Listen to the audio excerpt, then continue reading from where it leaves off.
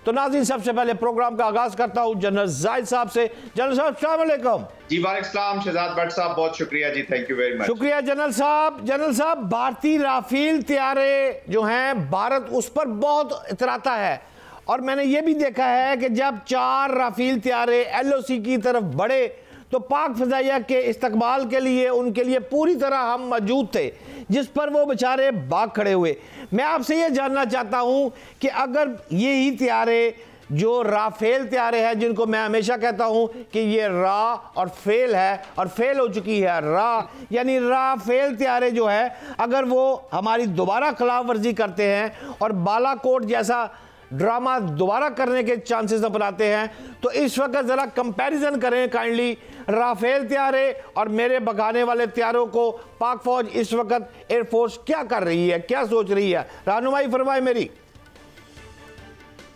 जी भट्ट साहब, thank you very much for the invite. देखिए, Rafale जो है वो मानना पड़ता है कि एक अच्छी मशीन है, उन्होंने इंडक्ट की है और पिछली दफ़ा भी जो अपने फेलियर्स थे उसका मलबा उन्होंने एयरफोर्स इसी पे डाल दिया कि जी हमें राफेल होते तो आज हम ये करते। उनके ऊपर मेटर्स वगैरह जो मिसाइल सिस्टम लगा हुआ है, बट अल्हम्दुलिल्लाह पाकिस्तान का पास जो इसका जो तोड़ है वो मौजूद है जी। और PL-15 की शक्ल में और भी बहुत सारी चीज़ें हैं और भी बहुत सारी ऑप्शंस हैं और पाकिस्तान इज बैलेंस।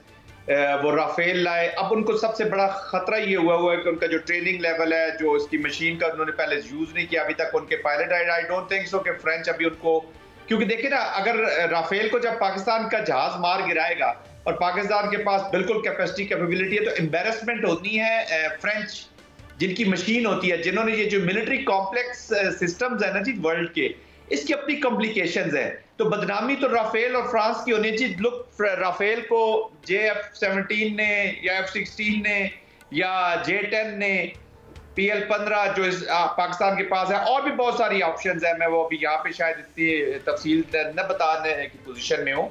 तो अल्हम्दुलिल्लाह वो बड़ी एम्बेरसमेंट होनी है। तो ऑफ कोर्स उन्होंने राफेल शो केसिंग की है। ये पिछली दफा भी इन्होंने इसी तरह का पैटर्न अडॉप्ट किया था, ये मुख्तलिफ जगहों पर फ्लाई करते थे। तो Pakistan is alert. Motivational level आपने देख लिया, हमारे पायलट्स का प्रोफेशनलिज्म देख लिया। पिछली दफा MiG 21 और Su-30 हमने गिराया जी। Su-30 अब देखें इज ह्यूज, उस वक्त बड़ा इनका वो टॉप था, टॉप ऑफ द लाइन इनका तैयारा वो समझते थे, उसको गिराया। फिर पहने कितने हुए कि अपना ही हेलीकॉप्टर खुद शहजाद साहब इन्होंने मार दिया। तो इंशाल्लाह इस दफा भी देखें। बाकी तो अल्लाह की जात है, अल्लाह ताला पाकिस्तान की इज्जत रखे, लेकिन एक मोटिवेशन लेवल, प्रोफेशनलिज्म, ये मेरिट बेस्ड प्रोफेशनल मिलिट्री है अभी तो ये। और पर्पस के साथ जब फौजें लड़ती है ना जी, जो सही पर्पस होता है, जो जेन्युइन जंग होती है, जो मकसद जंग होती है। अब इंडियन पायलट्स को भी पता है हम मोदी के लिए एक बेमकसद जंग लड़ रहे हैं, एक वो क्राइसिस क्रिएट करते हैं अपनी पॉलिटिक्स के लिए, और उसके लिए वो एक जंग का वो करता है। वो राहत अंदोरी थे ना इनके, भट्ट साहब आप जानते होंगे जी। तो राहत अंदोरी तो बड़ी जबरदस्त वो एक शेर कहा करते थे कि सरहदों पर बहुत तनाव है क्या, जरा पता करो कोई चुनाव है क्या। तो अब ये वो बिहार का पॉलिटिक्स इसको वॉर के साथ ले आया है, but he will be paid in the much more points whatever वो लाता है। तो टेक्निकली पाकिस्तान, ऑफ कोर्स मैं ये नहीं कहता कि राफेल बहुत ही नाकारा तैयार है, ऑफ कोर्स उन्होंने इतना खर्चा किया और उसके ऊपर, बट इंशाल्लाह Pakistan is fully into it. Pakistan has the capacity, capability and most importantly will to respond in air, ground, sea, जहां पर भी वो हमें चैलेंज करेंगे। तो Rafale will be taken out जी इंशाल्लाह। पाकिस्तान के पास कैपेसिटीज, कैपेबिलिटीज हैं। काबिल एहतराम रेयर एडमिरल फैसल शाह साहब, आप पहली दफ़ा मेरे प्रोग्राम में तशरीफ़ लाए, बहुत मशकूर हूँ आपका। जो मेरी इंफॉर्मेशन है, जो मैं पढ़ता हूँ, तो अगर इंडियन बहरिया के पास तादाद देखूँ तो 293 बहरी सासे, 3 एटमी समेत कुल 18 आबदोज़े हैं उनके पास। जबकि इसी का तकाबली जायज़ा मैं पाकिस्तान के साथ करूं तो हमारे पास छोटे बड़े 1-to-1 बहरी जहाज़, जंगी जहाज़ और 8 आबदोज़े हैं। आप इसका ज़रा मुझे आज कंपैरिजन करके दें थोड़ा सा, कि कहते हैं कि भारत जो है कि वो बहरिया में थोड़ा अप है, हम नीचे हैं, हम एयरफोर्स पे ऊपर है, लेकिन बहरिया में भारत ऊपर है। लेकिन मुझे ये भी याद पड़ रहा है किबला कि बहरी जहाज़ को बहरा अरब से हमने उनका भगाया था, मुझे वो सारा वाक़या भी याद है। और साथ साथ टर्की ने जो जहाज़ भेजा है इस वक्त, अपनी एक्सरसाइज के लिए, और इन्हीं दौरान अगर जंग शुरू हो गई तो वो किस इस्तेमाल में है? दो बातें हैं, शाह जी दोनों का जवाब दीजिए। जी बहुत शुक्रिया मुझे प्रोग्राम में लेने का, मेरी नहीं भाई से फख्र है कि मैं आपके प्रोग्राम में आया हूँ। आपने बड़ा अच्छा सवाल पूछा और ये बड़ा आम सवाल है जो लोग करते हैं। दोनों बहरी अफवाज का लोग मुकाबला करते हैं तादाद के हिसाब से। अच्छा देखिए, खास तौर पे नेवल फोर्सेस का जो आपस में कंपैरिजन है वो कभी तादाद के हिसाब से करना जायज़ बात नहीं, इस्तेदाद के हिसाब से करना जायज़ बात। वैसे तो हमारी तीनों अफवाज में और इंडिया की तीनों अफवाज में तादाद का फ़र्क है, लेकिन जो बहरी अफवाज हैं उसमें इस तादाद के फ़र्क को ज़्यादा ये फ़र्क ज़्यादा है और ज़्यादा लोग इस पे सवाल करते हैं। देखिए, हर फौज का अपना एक ऑब्जेक्टिव, एक मिशन, और उसके हिसाब से वो अपनी इस्तेदाद बनाती है। तो तकाबला जो है या मुकाबला जो है वो इस्तेदाद के हिसाब से करना चाहिए, तादाद के हिसाब से नहीं करना चाहिए। अब इस्तेदाद की बात कर लें या हम अपने मिशन और ऑब्जेक्टिव की बात कर लें तो पाकिस्तान के पास 1001 किलोमीटर की कोस्ट लाइन है और उसके आगे फिर समंदर है। इंडिया के पास 7000 किलोमीटर की कोस्ट लाइन है और उसके आगे समंदर है। उसने अपने मशरकी और मगरबी और जो जनूबी समंदर है उन सब का दिफा करना है। पाकिस्तान के पास जनूब में सिर्फ समंदर है। फिर हम, अल्लाह ताला ने हमें इतनी अच्छी स्ट्रेटेजिक लोकेशन दी है कि हम पर्शियन गल्फ के बिल्कुल साथ हैं जहां से हमारी मेजर इंपोर्ट्स आती हैं। आपको पता होगा कि पाकिस्तान की 90% से ज़्यादा इंपोर्ट सी से आती है और ज़्यादातर उसमें से पर्शियन गल्फ से आती है। तो हम बिल्कुल साथ हैं उसके, तो हमारा काम और भी आसान अल्लाह ताला ने कर दिया। तो जब ऑब्जेक्टिव्स और मिशन पे आप जाते हैं तो पाकिस्तान नेवी की ताकत, इस्तेदाद उसकी रिक्वायरमेंट से शायद बढ़कर है, और इसी वजह से आप देखते हैं कि इंडियन नेवी कभी पिछले कई सालों में कोई वेंचर नहीं कर सकी पाकिस्तान नेवी के खिलाफ, बल्कि पिछले 7 साल में 4 दफ़ा पाकिस्तान नेवी ने इंडियन सबमरीन्स को पानियों में से ढूंढा और भगाया, जो कि बड़ा मुश्किल काम है। आपने दुनिया में कितनी बार सुना है कि किसी मुल्क ने अपने दुश्मन मुल्क की सबमरीन को ढूंढा और भगाया हो? और फिर एयरक्राफ्ट ने ढूंढा जो कि उसको मार सकता था, जबकि सबमरीन के पास एयरक्राफ्ट के अगेंस्ट कोई वेपन नहीं होता, कोई डिफेंस सिस्टम नहीं होता। लेकिन हमारे नेवी ने फिर भी रहमो करम किया उनकी सबमरीन्स पे और उनको कहा कि यहाँ से निकल जाओ। तो बात यह है कि आप शायद गज़वा बदर को भूल गए जिसमें 313 का मुकाबला था 1000 से। क्या वजह थी?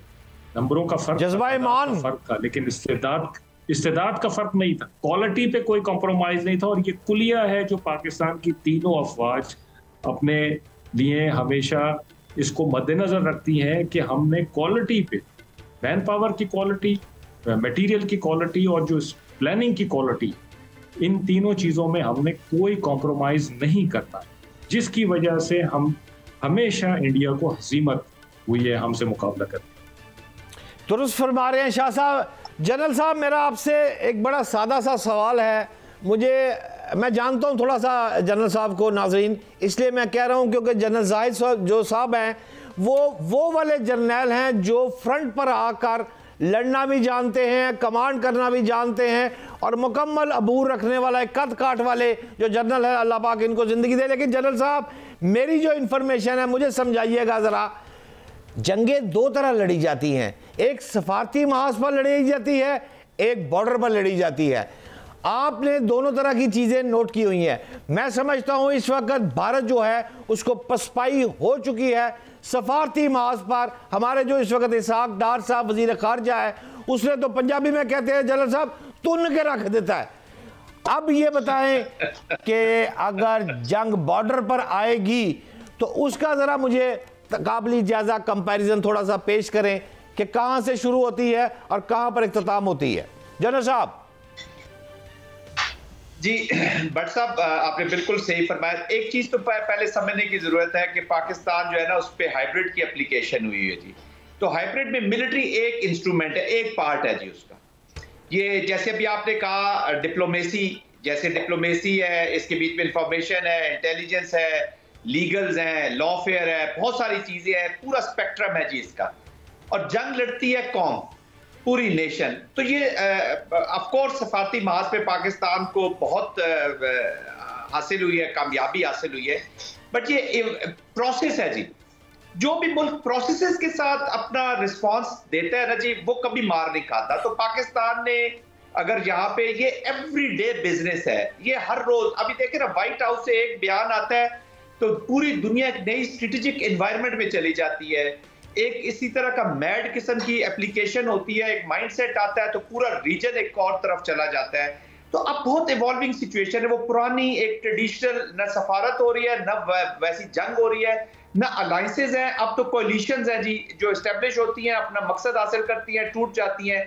कल यही तालिबान आपके साथ थे, इंडियन पे सबसे ज्यादा क्रिटिक करता था, कहता था जी मैस डिस्ट्रक्शन के जो वेपन्स हैं वो इनके दोस्तों के हाथ ना लग जाए। आज अल्हम्दुलिल्लाह वो उनके दोस्त हैं, तो आज हम यही बात उनको कहते हैं कि आपके वेपन्स कहीं उनके हाथ ना लग जाए। तो अभी दुनिया जरा कायम रहे ना उन बातों पे जो वो पाकिस्तान को डराया करते थे। एनीवेज, अब जो मिलिट्री की तरफ आते हैं, जो आपका सवाल है, देखिए ये जो मैं ऑलरेडी कहता हूं कि प्रॉक्सी की शक्ल में टेक्निकल लेवल पे तो एप्लीकेशन है।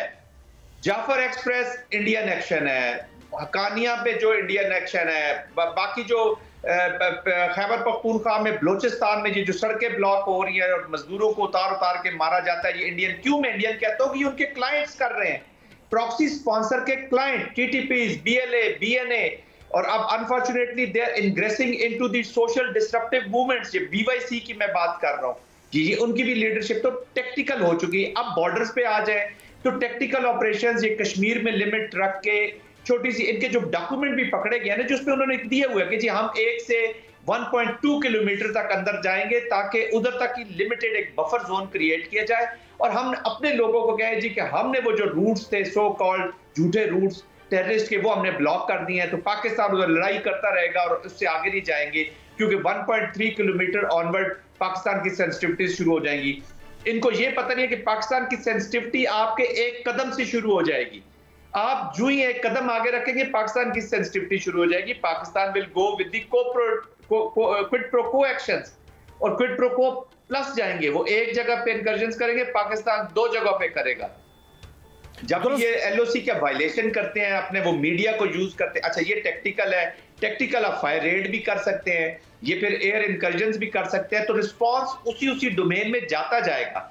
कई दफा कंट्रीज के पास, जैसे अभी एडमिरल साहब फरमा रहे थे कि ये नंबर्स और ये चीजें काउंट नहीं करती, कहीं आप स्ट्रांग होंगे, कहीं एनिमी स्ट्रांग होगा, कहीं आप वीक होंगे, कहीं एनिमी वीक होगा।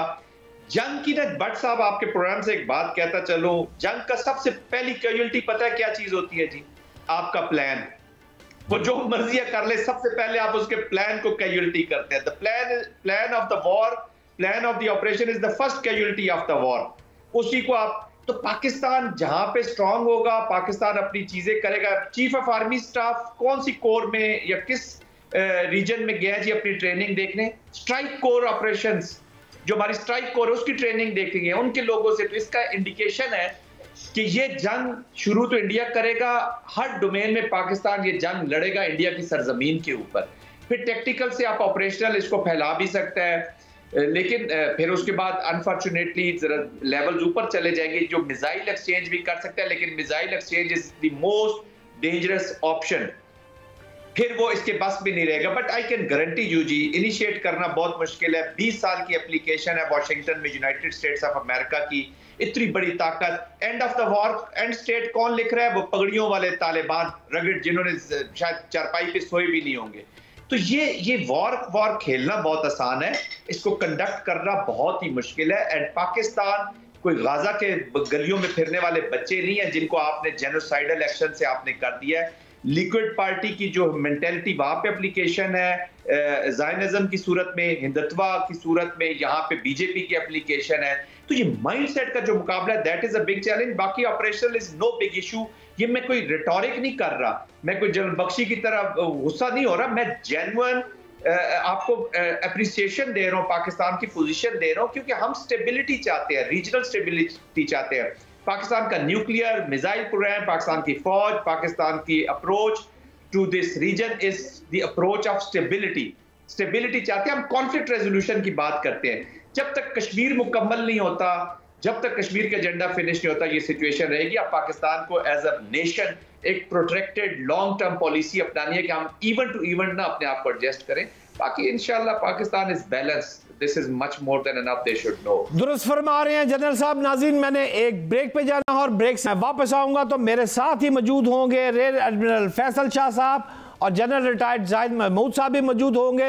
लेकिन नाज़रीन, मुझे जो समझ आई है, जो गुफ्तगू जनरल साहब ने और रियर एडमिरल साहब ने फरमाई है, वो तो सीधी सी भी है कि इस वक्त अगर जंग शुरू होती है तो पहला महाज तो सफारती महाज पर जंग होती है।